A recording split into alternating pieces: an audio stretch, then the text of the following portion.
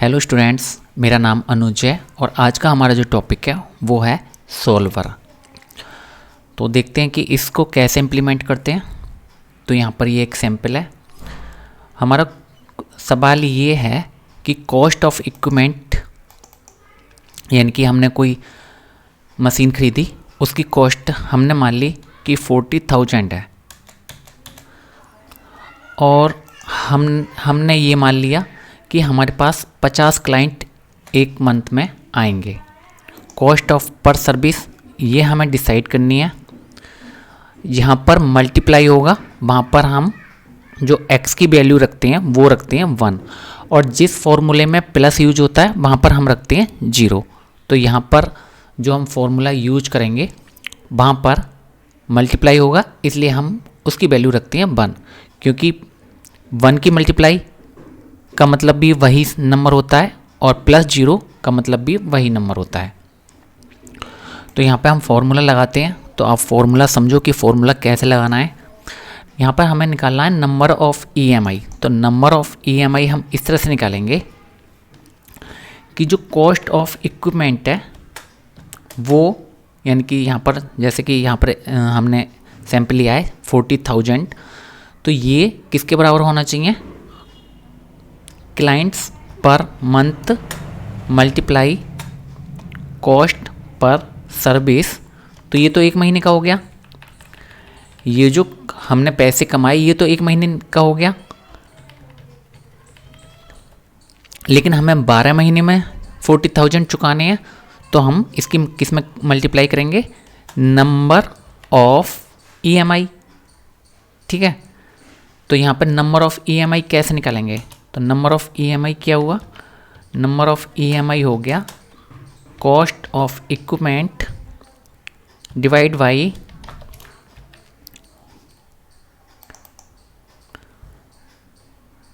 Client per month multiply cost per service. तो ये हम नंबर ऑफ ईएमआई निकालने के लिए हम ये वाला फॉर्मूला यूज करेंगे। तो यूज करते हैं इसको, equal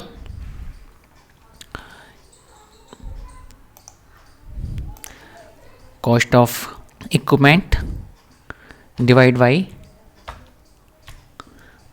client per month multiply cost per service और ब्रैकेट बंद। तो यहाँ पर अभी नंबर ऑफ ईएमआई है वो हमें कितनी देनी पड़ रही है? 800, जबकि हमारे पास टाइम है सिर्फ 12 मंथ का। तो यहाँ पर नंबर ऑफ ईएमआई कितनी होनी चाहिए? 12, क्योंकि हमें 12 एक साल के लिए हमने ये इक्विपमेंट लिया है कि भाई एक साल तक आप इसकी कीमत चुका दो, अदरवाइज हम इसे वापस ले लेंगे और आपका दिया हुआ पैसा भी जब्त कर लेंगे। तो हमें 12 महीने में 12 महीने में 40,000 रुपये कंपनी को पे करना है, जहाँ से हमने ये उधार लिया, मशीन या इक्विपमेंट उधार लिया। तो यहाँ पे हमारा कितना आना चाहिए? 12 आना चाहिए। अभी हमने ये मान लिया कि क्लाइंट्स हमारे पास जो आ रहे हैं एक महीने में पर मंथ वो 50 आ रहे हैं। तो टारगेट जो सेल है वो हमारा ये रहेगा। नंबर ऑफ़ ईएमआई हमें 12 करनी है, 12 करनी है। तो यहाँ पर टूल्स में जाते हैं, सॉल्वर। तो ये टारगेट सेल अपने आप ही सेलेक्ट हो गया क्योंकि हमने यहाँ पे ही रखकर इसको चूज किया था। तो फिर से कर लेते हैं, इसको टारगेट करना है तो यहीं पर क्लिक करके और टूल्स में जाते हैं, सॉल्वर। तो इसको यहाँ पर सेलेक्ट कर लेते हैं। ठीक है, वैल्यू हमें 12 चाहिए इस सेल की। जो B5 है इसकी वैल्यू हमें 12 चाहिए, तो यहाँ पे हम वैल्यू ऑफ 12 कर लेते हैं। चेंजिंग सेल अभी हमें क्या करना है? चेंजिंग सेल अभी सिर्फ हमें कॉस्ट पर सर्विस चेंज करना है। ठीक है, ये ऐसा नहीं हो रहा तो हम मैनुअली टाइप कर लेते हैं। आप B4 भी कर सकते हो सीधा सीधा, तब भी वो काम कर जाएगा। और अगर डॉलर लगाना चाहते हो तो डॉलर भी लगा के आप कर सकते हो। ठीक है, अब यहाँ पर हम क्या करते हैं? यहाँ पर हम देखते हैं कि गोल सीक में और सॉल्वर में क्या फ़र्क है। कि यहाँ पर लिमिटिंग कंडीशंस यहाँ पर दी हुई हैं।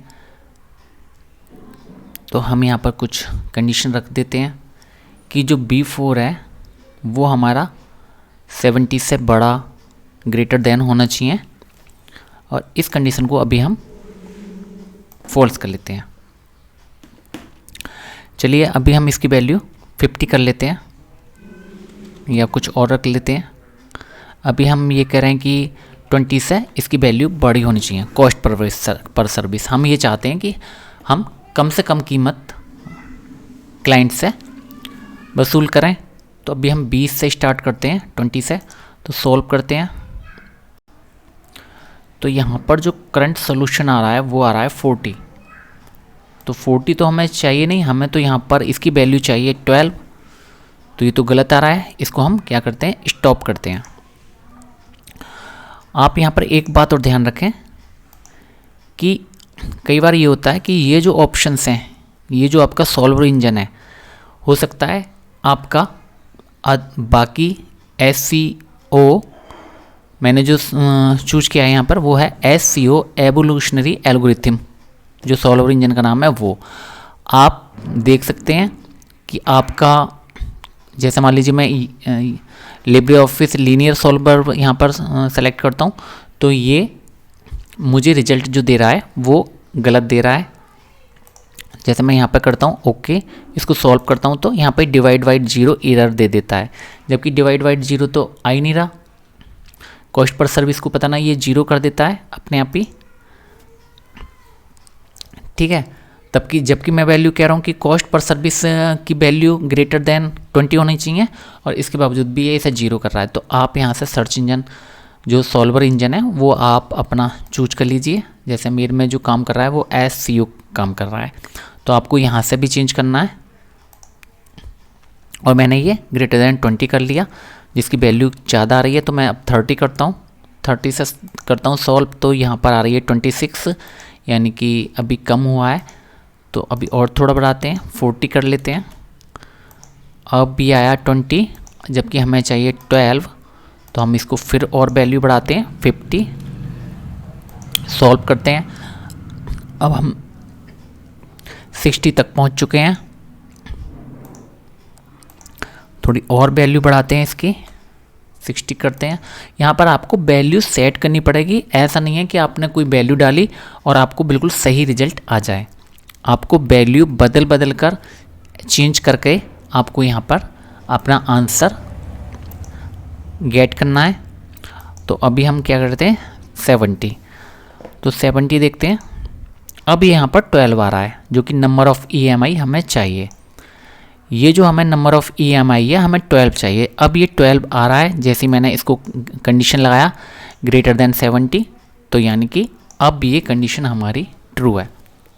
अब ये हमें सॉल्यूशन दे देगा।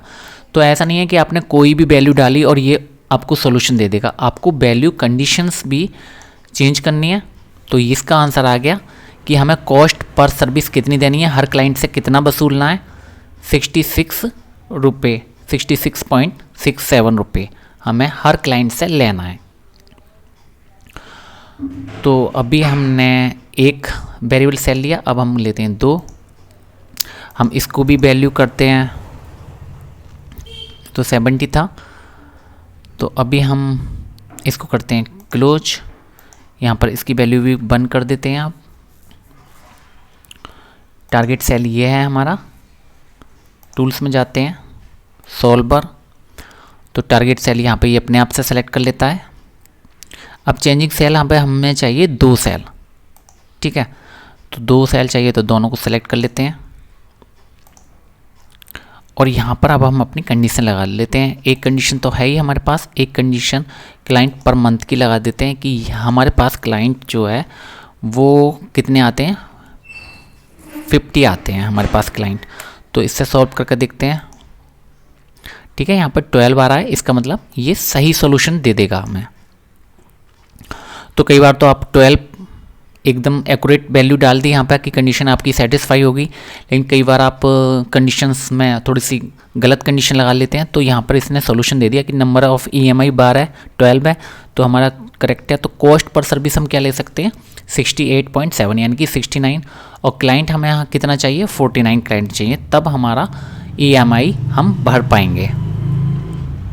ओके, अब जैसे मान लीजिए आप देखो कि यहाँ पे मैं 50 की जगह या 40 कर देता, ठीक है, कि हमारे पास क्लाइंट 40 होते, तो ये इसको सॉल्व नहीं कर पाएगा, क्योंकि अब क्या आ गया कि 14 मंथ में हम अपनी EMI भर पाएंगे। जो नंबर ऑफ़ EMI है वो आ गया 14। तो यहाँ पर आपको वैल्यू भी चेंज करनी है। तो हो सकता है कि आप कंडीशन जो अप्लाई कर रहे हैं वो रॉन्ग हो, तो आप उसे कैसे करेंगे कि अब 14 हो गया, यहाँ पर पहले हमने 15 किया था, तो 14 करने से क्या हो रहा है, नंबर ऑफ़ EMI इंक्रीज हो रही है। अब मैं अगर यहाँ पर अभी 14 आ रहा है, अगर मैं यहाँ पर 30 कर दूँ तो ये 14 की जगह और ज़्यादा बढ़ जाएगा। तो हमें क्या करना चाहिए, हम देखो 30 हम करके देखते हैं, अब यहाँ पर 19 आ गया, इसका मतलब वैल्यू बढ़ती जा रही है 12 से। तो हमें क्या करना पड़ेगा, हमें उसी अकॉर्डिंग यहाँ पर कंडीशन रखनी पड़ेगी कि हमें यहाँ पर कितना करना है, 50। अगर 55 करके देखते हैं तो देखते हैं अभी भी 12 आ रहा है। तो कंडीशन भी आपको बदलनी है, ऐसा नहीं है कि आपने जो कंडीशन डाल दी उसी के अकॉर्डिंग ये आंसर दे देगा, ठीक है। लीनियर इक्वेशन को सेटिस्फाई करने वाली कंडीशंस होनी चाहिए। तो यहाँ पे क्या कह रहा है ये कि कॉस्ट पर सर्विस आप 66 ले लो और क्लाइंट्स पर मंथ 51 ले लो, ठीक है। अभी और कंडीशन लगाते हैं, अभी ये पॉइंट में दे रहा है क्लाइंट्स पर मंथ, तो हम यहाँ पे ये कंडीशन भी लगा सकते हैं कि जो ये वाली वैल्यू है, ये वाली, ये हमारी इंटीजर में आनी चाहिए, और ये वाली भी जो वैल्यू है, ये वाली, ये भी हमारी इंटीजर में आनी चाहिए, ठीक है। चलिए ये नहीं आ रहा तो अपना मैनुअली कर लेते हैं B4, ठीक है। डॉलर लगाने की इतनी ज़रूरत भी नहीं है। हम ये कह रहे हैं कि दोनों वैल्यू हमारी इंटीजर होनी चाहिए, और हम यहाँ पे 50 की जगह कर देते हैं 60। अब देखते हैं इसका सॉल्यूशन। तो 12 पॉइंट कुछ इंक्रीज हो गया, लेकिन कोई दिक्कत नहीं है, हालांकि 12 से कम आ जाना चाहिए, 11 पॉइंट चाहे 9 आ जाए वो ज़्यादा बेहतर है।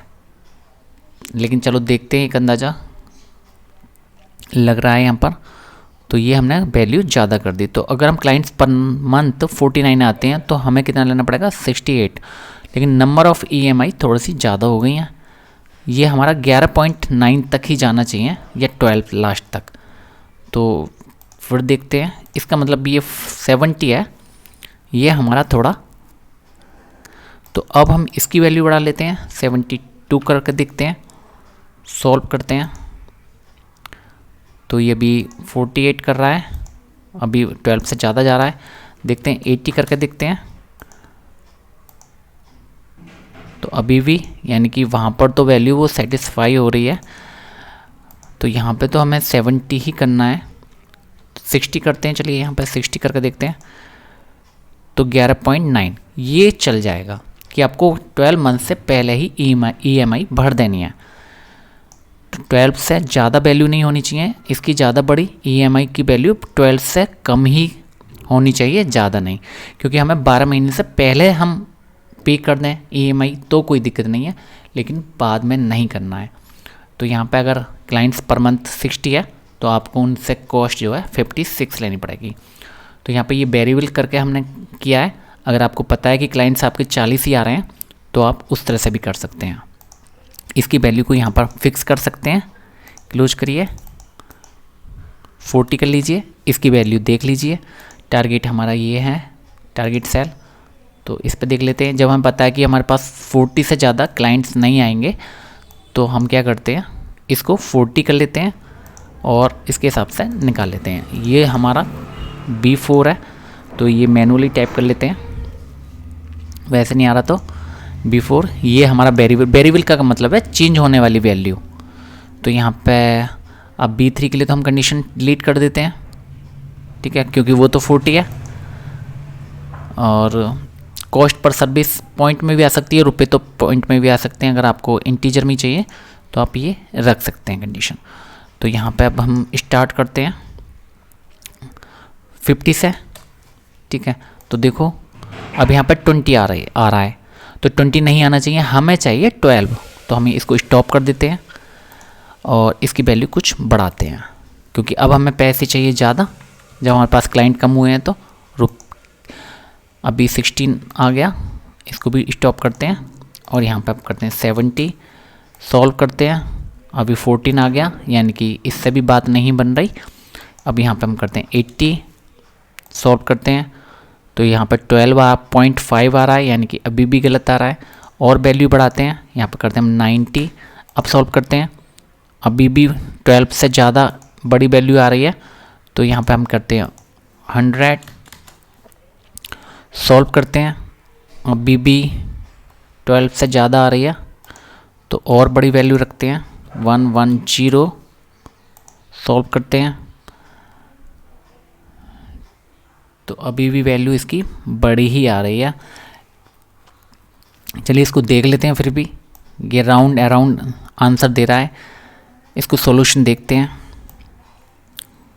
तो आपको ऑप्शन में जाके इंजन भी चेंज करना है। अगर आपका जो इंजन है, सॉल्वर इंजन है, अगर वो सही से आपको आउटपुट नहीं दे रहा है तो आपको इंजन भी चेंज करना है। तो अगर क्लाइंट्स पर मंथ 40 हैं तो आपको 83 रुपये लेने पड़ेंगे। ठीक है, 83 आपको चाहिए, यही इसको सोल्यूशन दे रहा है। तो आप 84 ले लो। ठीक है, क्योंकि यहाँ पर तो अब हम कितनी भी वैल्यू बढ़ाए जाएं, ये सोल्यूशन यही दे रहा है। हाँ, तो आप या तो फिर ऐसे कर लीजिए कि इस इंटीजर वाली वैल्यू को डिलीट करके देख लीजिए। अब ये सही है। ठीक है, अब ये सही आंसर दे देगा हमें। EMI इसने 12 कर दी। अब देखते हैं इसका आंसर। हम इंटीजर, अब ये पॉइंट में रुपए हमें दे देगा। ठीक है, क्योंकि हमने इंटीजर में ख़त्म कर दिया कि जी हमें इंटर, तो ये 83.33 रुपये चाहिए। तो आपकी 12 EMI में आप 40,000 रुपये पे कर दोगे। तो यहाँ पे हम इस तरह से हम इसका सॉल्यूशन देख सकते हैं कि जैसे ही हमने यहाँ पर इंटीजर की कंडीशन हटाई तो इसने हमें जो कॉस्ट पर सर्विस बता दी वो पॉइंट में बता दी, मतलब रुपए और पैसे दोनों में। तो आप इस तरह से इसको देख सकते हैं। आपको यहाँ पर भी देखना है, ऑप्शंस में भी यहाँ पर भी जाना है। हो सकता है आपका ये वाला इंजन काम ना कर रहा हो तो आप अपने हिसाब से सर्च कर सकते हैं। मेरे जो लिब्रे ऑफिस में वो जो सही आउटपुट दे रहा है वो SCO एवोल्यूशनरी एल्गोरिथम वाला सर्च इंजन और सॉल्वर इंजन सही आउटपुट दे रहा है। इसके बावजूद भी अगर आपका कोई सवाल है तो आप मुझे कमेंट सेक्शन में बता सकते हैं। Thank you.